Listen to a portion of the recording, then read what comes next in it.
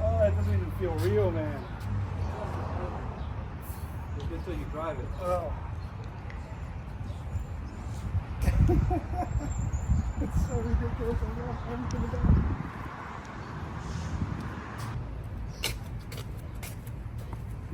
It's in the app now. Mm-hmm. Woo!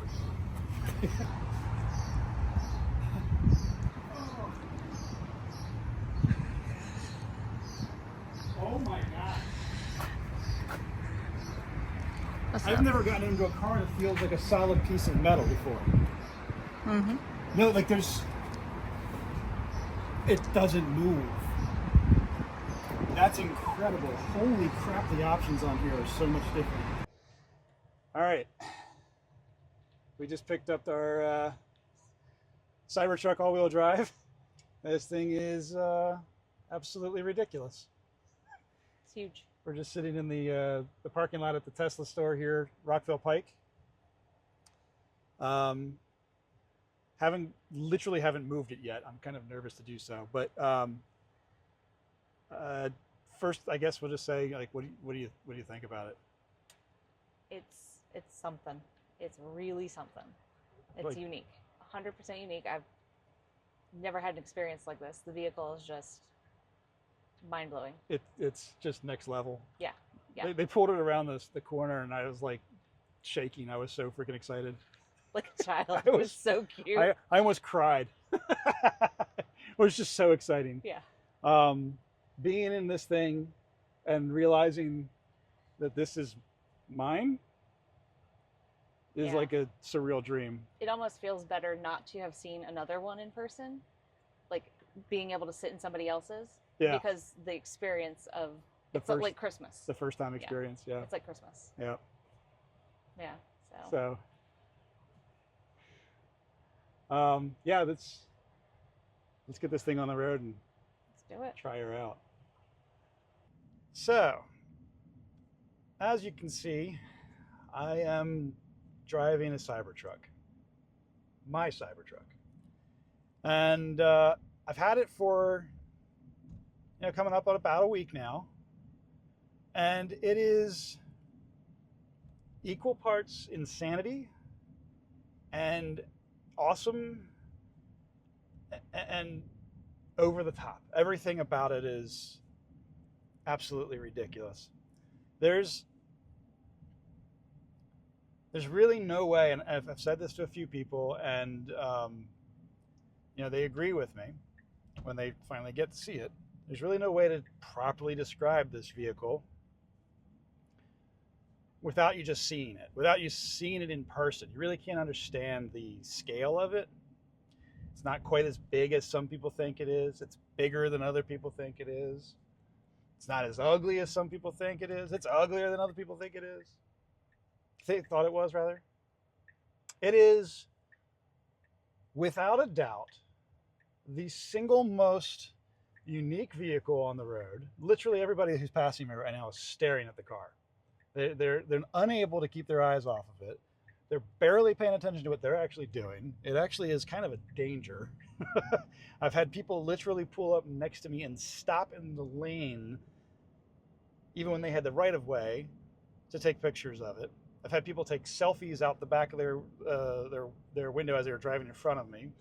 People have turned around and done a U-turn to follow me. It's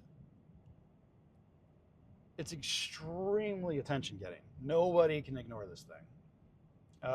And people just walk right up and say, what the hell is this? And where did you get it? Some people ask me if I've made it.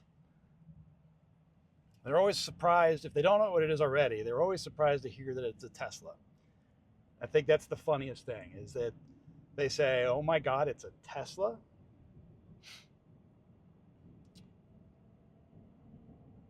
The most incredible thing is just how many people smile. Even if they don't like it, it just makes them smile, because it's just the silliest thing that they've ever seen on four wheels, and they don't really know how to process it. You know, like I said, some people absolutely immediately know what it is, and they are either very excited to see it, or they think it's the dumbest thing that they've ever seen on planet Earth. But it always makes them smile. I've had the oddball, you know, middle finger from a good old boy in a 1972 pickup truck, and you know, whatever. That's, you know, it's their own opinion. It doesn't bother me. I don't care if their opinion is negative towards a truck. It's a truck. It doesn't bother me. So, but what I'm going to do is I'm going to take this to a nice shady spot, and I'm going to walk through the truck. There's, you know, a lot of people have seen videos about this online, obviously, but there's a lot more to it that even I didn't know about. So I'm going to talk about it a little bit and try and get a decent video put together, so you know what the Cybertruck is, what it isn't, and you know, we'll go from there. So I'm going to go ahead and just get over to this place that I was thinking it would be a really nice little quiet spot to record and walk around the truck. So I'm going to get over there, and then I'll meet you back on the video. So what you're looking at is the single most polarizing vehicle ever sold. It used to be that people pointed at vehicles like the Pontiac Aztek or the, you know, the Verano convertible. People either love this thing or they hate it. I have had more positive reactions to this in the past week than negative. Most people just don't really know how to even process what they're looking at. To them, it just looks like a spaceship. That's actually the most common comment I get is, it's a damn spaceship. And it's really the only way I can describe it. Literally no other vehicle on the road drives the way this thing does. Nothing sounds like this. Doesn't, and obviously nothing looks like it. But nothing I've ever driven has garnered as much attention as this vehicle. I've literally had people walk into signs trying to take pictures of this vehicle. Cars will stop in their lane. The drivers will lean out the window and they'll take pictures. I have to say that I absolutely love everything about it. But, you know, I'm going to go give a quick run through, and I'm going to go ahead and switch over to wide angle for that. All right. So obviously, you know, it is a pickup truck. So we get the tailgate and the tonneau cover. This full 6-foot bed, LED lighting down both sides. This L-track system, which is fantastic. The Foundation series, which this one is, came with a bottle opener. A couple tie-down areas for the L-track. And then D-rings all around. Of course, you get the storage area underneath. I've got a tripod. Comes with a mobile charger and these dividers as well. Of course, in the trunk, or the bed actually, we actually have two 110s and a 240. And this is your emergency release. If you happen to get stuck in the back, you can pull this out and open the bed with that emergency release. That's pretty much it. The tailgate is not assisted backup, but it does soft close. Behind this plastic trim piece is the hitch and all the electronics for the hitch. Here's your reversing lights. And then the markers down there. And of course the entire tail light is on the top of this trim piece here is all the tail light. Closing the tonneau cover is pretty simple. Just hit that button again and it's pretty quiet.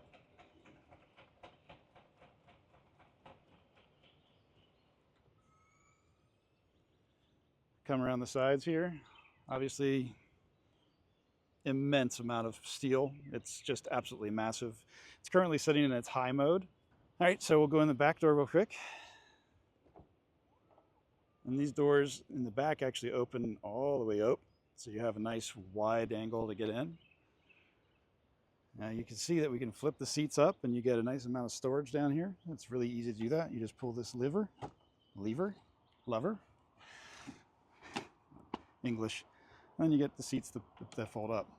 Put it back down, it's just as easy. Nice big 9.5 inch screen right there. You can watch YouTube and Netflix, do all those things. It's a surround sound system in the back seat. And in the front,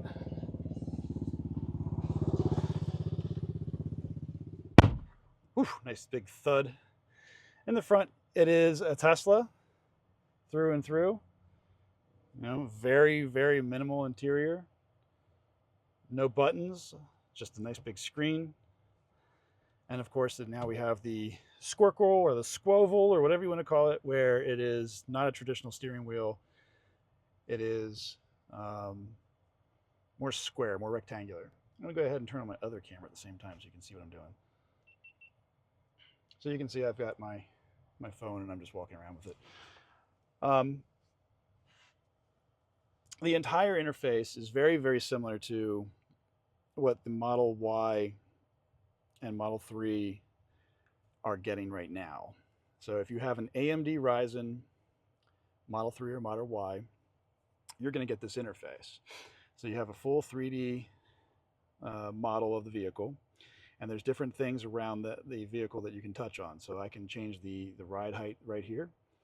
I can open up the tonneau cover right here. I can open the tailgate right here. I can open the charge port, and of course I can open the frunk. So if I just hit that button, the frunk opens right up. Okay, pretty straightforward.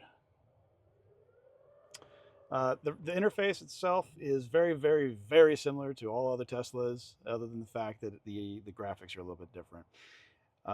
What is very unique to the Cybertruck are all the options.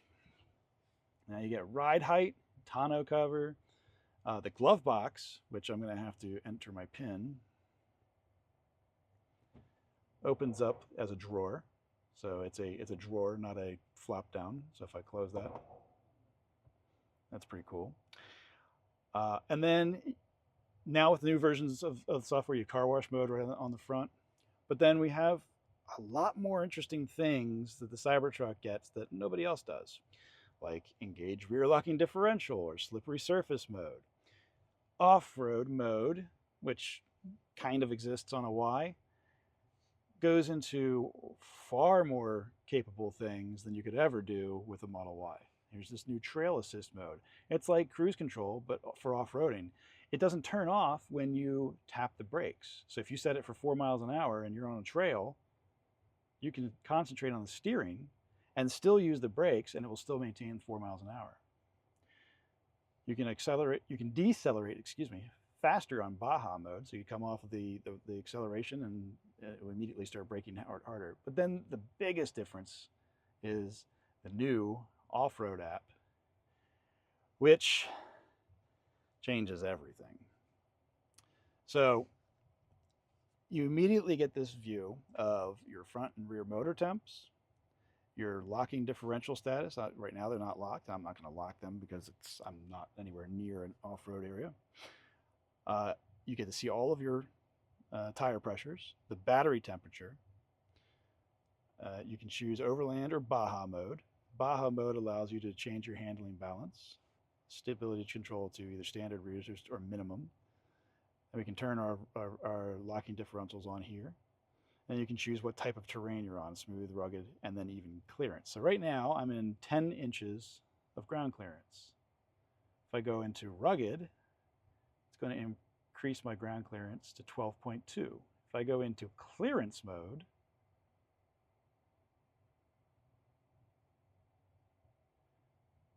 I'm in 13.7, okay?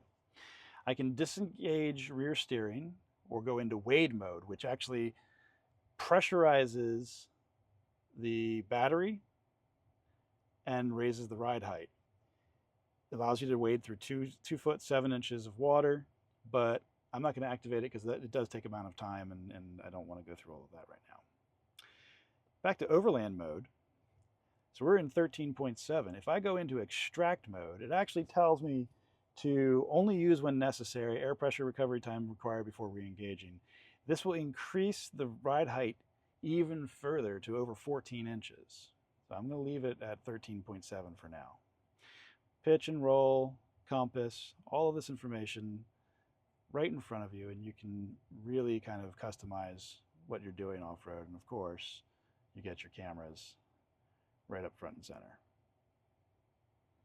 So this is a really, really nice view. Great information right on the dash for you. And of course, you can just kind of come out of it as you need. I'm going to go back out of off-road mode for now. Back into the regular driving mode. We have a towing and hauling screen, which you can put your car into trailer mode, adjust the brake boost, adjust the brake gain, and then you actually even have the right scroll wheel trailer brake.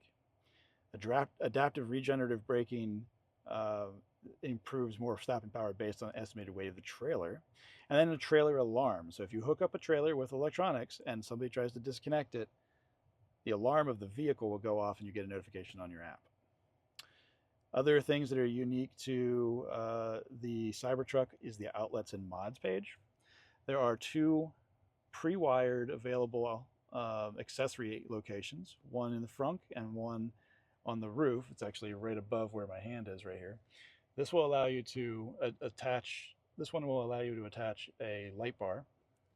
And then there's some companies out there that are making ditch lights and some other accessories for the front, and the power feed can be turned on and off right here.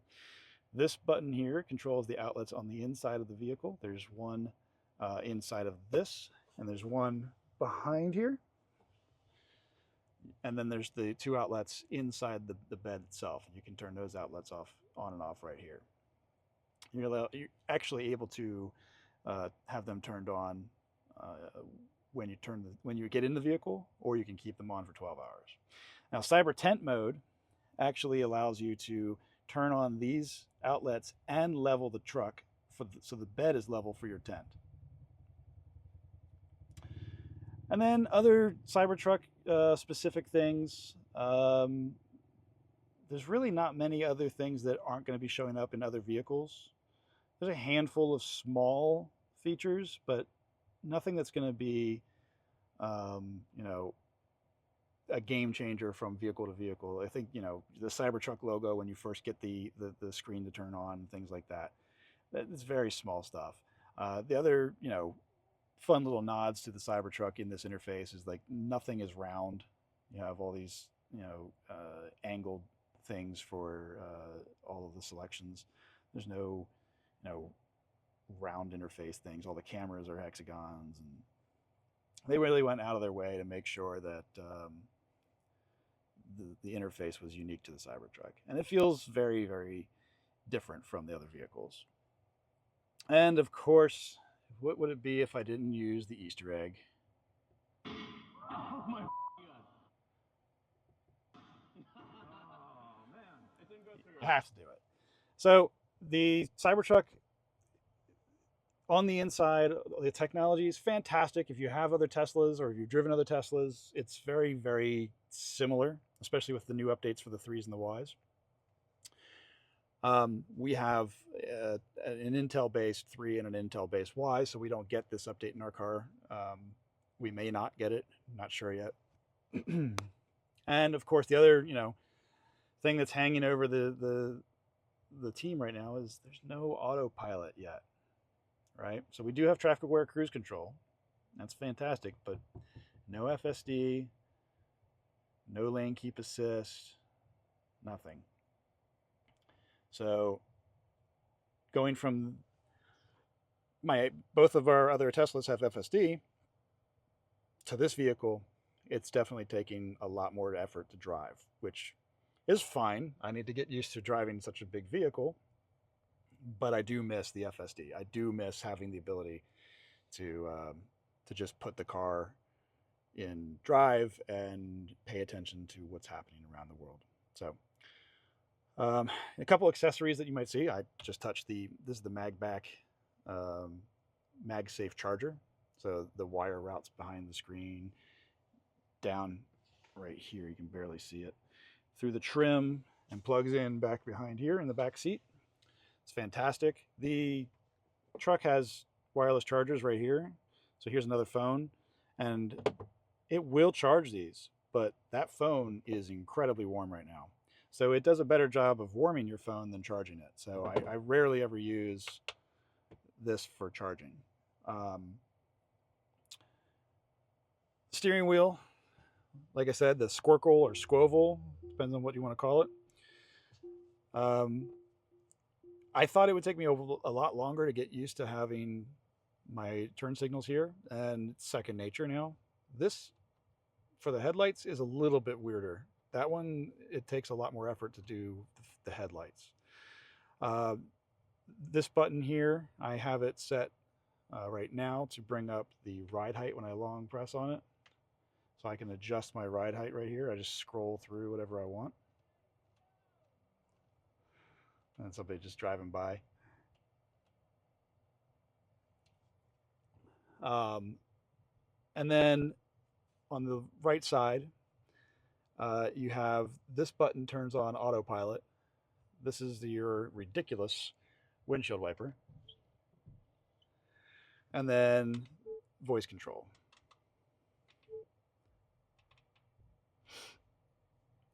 Outside of that, it's pretty much standard to every other Tesla you've ever been in. So there's one other thing I'm gonna take a look at, and that's in the front. I got the new Tesla accessory, which is an L track with a cargo mesh. So I'll take a look at that here as well.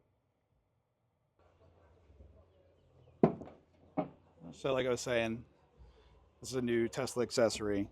It's a nice cargo net so that you can actually put stuff in the front without it flying all over the place. And there's just a piece of plastic that came up. There's two 10mm bolts on either side. And I think it took me all of 2 minutes to install this. So highly recommend that because you can put things under here and keep them strapped down. So it's pretty cool. All right, so camera reception. What do I think ultimately? I think this is the best vehicle I've ever owned. I don't have any regrets, and I think that this will be in my garage for a very long time. I tell people all the time that one of the best parts about owning Teslas is that you can, pretty much guarantee that the car is going to feel new quite often. We've got the 3 and the Y, and with the updates that we've gotten over the years with those, the vehicle feels new on a regular basis. We get big updates that add new features or change different things, and it's a major benefit to the platform. So this thing will feel new for a very long time. I mean, the update they pushed the other day that came with that off-road app it decreased the turning radius by 1.6 feet. The thing turns like a Volkswagen Golf. It's insane. It's quick. I mean, this is only a dual motor, which is only 600 horsepower. 0 to 60 in 4.5 seconds. I just realized I've got a big smudge across the camera. It does 0 to 60 in 4.5 seconds, or 4 seconds, and it does the quarter in like 12.4 or something like that. It's quick. It's very quick. It feels quick on the road too. It does not feel like you're driving a big pickup truck that's made out of stainless steel. It feels like you're driving a car, really. I mean, you load it into a corner and oh yeah, that's a pickup truck. It's a big thing, but it doesn't drive like that. It drives very, very nice. The air suspension helps quite a bit. And then of course there's the attention. I cannot go anywhere without being the center of attention. As soon as I pull in somewhere, somebody comes up and talks to me. I've got the rear view camera turned on right now because the person who parked behind me came in and was shouting, and I'm just making sure that they're not going to come running up and try to talk to me, which is fine. I don't mind talking about the truck. It's just sometimes it goes for an hour. That's the thing. I have to kind of like say, okay, I'm going to go to the store, but I need to plan to be there for a little bit longer. So what I'll do is I'll go to the store and park and wait for a couple minutes before I go in, because if I wait for a couple minutes, people will start walking towards me, and then I can get out. I can talk about the truck and say, okay, look, I need to go in and grab a couple things, and you guys can take some pictures. I'll be back. And I come back, stuff in hand, and I jump in the truck and be like, yeah, I gotta go. This stuff doesn't, stay refrigerated. But other than that, I love the thing. It's amazing. Any complaints I would have would be just communication from Tesla. I put this order in. The pre-order was 4.5 years ago. I put money down on it 122 days before I got it. And that's a significant amount of time. It's not an insignificant number, and I really, really wish that Tesla had better communications during that period, because what I was told during it was that the truck was on its way. The truck was on its way. It'll be here soon. The truck's on its way. And that's it. I happened to need to take my vehicle in for service, and kind of confronted, not really confronted, I just walked up to the sales desk and I was like, can you check and see if my truck is here? And the guy was like, yeah, it's here, it's upstairs. And I was like, great, can I get it? He's like, no, it's not ready. And a week went by before I actually got to see it and get to pick it up. So it had been there for 6 days at that point. So it was another week before I actually got it. So it was a 13-day delay from the time that the truck showed up at the dealership, or the service center, I should say, and before I could actually get it. So that's my biggest complaint, is just the communications that Tesla give their customers are not fantastic. And you would think that for something like this, something as special as the Cybertruck, they would try and go out of their way to make it a good experience, and it just was meh. All right, well, I think that that's going to be enough for just a quick intro. I'm going to be doing some off-roading with a friend of mine who has one hell of a badass Lexus rig. It is something that he's lived out of in Moab, and he's done some amazing trails, and he's going to take me on a couple trails in about a month. We've got some stuff going on here where I can't go until about a month from now, but we're going to do some off-road trails. I'm probably going to pick up another GoPro or a 360 camera or something like that, throw that on the roof. And we are doing a road trip coming up next weekend, where we're going to take this up to Massachusetts and Maine.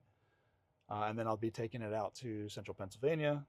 So this is going to be on the road. So if you recognize this big bearded fool, just wave.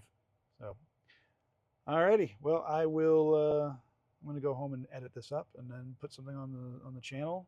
And if you like it, great. If you don't, great. Comment or whatever you want to do. I don't care. I just I'm doing this for fun. So, God, I love this truck. This is the best office ever. It's so quiet in here. It's ridiculous. So, all right, I'm going to get out of here. I'm garnering a lot of attention right now. There's like 6 cars that are piling up behind me, and I'm kind of nervous about one of them. So I'll just sit here in my tank. All right, see you soon. All right, so feature editor me, sorry for the length, but it was just a lot of stuff that I needed to say in that.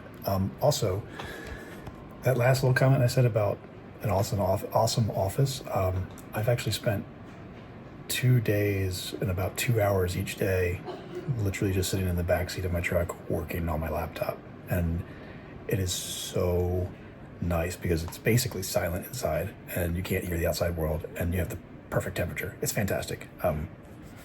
Don't knock it till you try it. Anyway, thanks for watching.